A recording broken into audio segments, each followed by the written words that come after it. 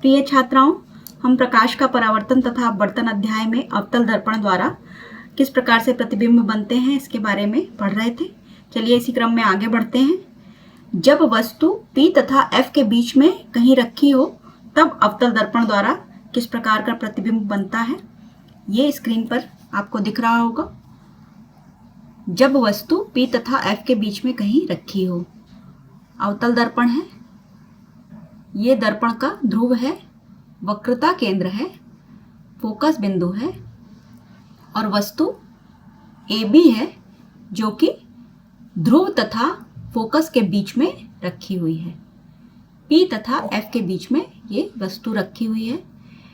तो इससे चलने वाली जो प्रकाश की किरण है मुख्य अक्ष के समानांतर है, वो यहाँ पर दर्पण से टकराएगी तो फोकस से होकर जाएगी, जो कि इस किरण के द्वारा दिखाया गया है।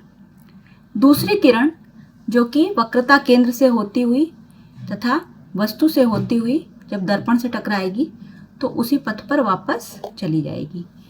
दोनों ही किरणें इधर फैल रही हैं जो कि आगे कहीं नहीं मिलेंगी, लेकिन जब इन दोनों किरणों को दर्पण के पीछे डॉटेड लाइन के द्वारा बढ़ाएंगे दोनों किरणों को, तो ये दोनों किरणें इस स्थान पर एक दूसरे को प्रतिच्छेदित करेंगी। यहीं पर A' B' इस वस्तु का प्रतिबिंब बनेगा।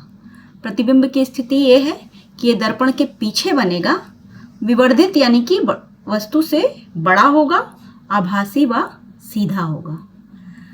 चलिए अब हम उत्तल दर्पण द्वारा प्रतिबिंब किस प्रकार से बनते हैं इसके बारे में पढ़ेंगे। उत्तल दर्पण द्वारा दो ही प्रकार से प्रतिबिंब बनते हैं। पहला केस है जब वस्तु अनंत पर रखी हो तब उत्तल दर्पण द्वारा कैसा प्रतिबिंब बनता है। तो ये उत्तल दर्पण है, इसका परावर्तक पृष्ठ ये उभरा हुआ है। वस्तु कहीं अनंत पर रखी है और वस्तु से चलने वाली प्रकाश की सभी किरणें मुख्य अक्ष के समानांतर ही होंगी। तो जब ये उत्तल दर्पण पर गिरेंगी तो परावर्तन के बाद ये इस दिशा में मुड़ जाएंगी, जिनको हम पीछे की ओर बढ़ाएंगे तो ये सभी किरणें फोकस पर एक दूसरे को प्रतिच्छेदित करेंगी। तो इस प्रकार से अनंत पर रखी हुई वस्तु का प्रतिबिंब उत्तल दर्पण के फोकस पर बनता है। प्रतिबिंब की स्थिति क्या है, ये दर्पण के पीछे बनेगा, बिंदु के आकार का बहुत छोटा होगा, वस्तु से आभासी व सीधा होगा। दूसरा केस है जब वस्तु दर्पण से कुछ दूरी पर कहीं पर भी रखी हो। ऐसी स्थिति में उत्तल दर्पण द्वारा किस प्रकार का प्रतिबिंब बनेगा। वस्तु AB है जो कि दर्पण के सामने यहाँ रखी हुई है, ये दर्पण का ध्रुव है, दर्पण का फोकस है और दर्पण का वक्रता केंद्र है। वस्तु से चलने वाली प्रकाश की किरण जो कि मुख्य अक्ष के समांतर है, जब यहाँ टकराएगी तो परावर्तन के बाद इस दिशा में चली जाएगी, लेकिन जब इसको हम डॉटेड लाइन से पीछे की ओर बढ़ाएंगे तो ये फोकस से ही गुजरेगी। ये आपको पहले बताया जा चुका है। दूसरी किरण जो कि वक्रता केंद्र से होकर जाती हुई प्रतीत हो रही है, ये यहाँ पर परावर्तन के बाद वापस उसी पथ पर मुड़ जाएगी, लेकिन जब इसको हम डॉटेड लाइन से आगे बढ़ाएंगे तो ये वक्रता केंद्र से जाती हुई दिखेगी।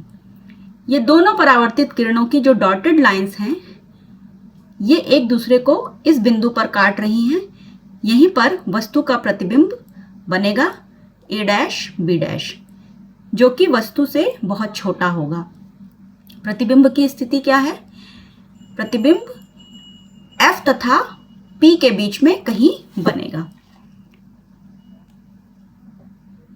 प्रतिबिंब F तथा P के बीच में बनेगा, दर्पण के पीछे बनेगा और छोटा, आभासी व सीधा होगा। वस्तु से छोटा होगा, आभासी व सीधा होगा।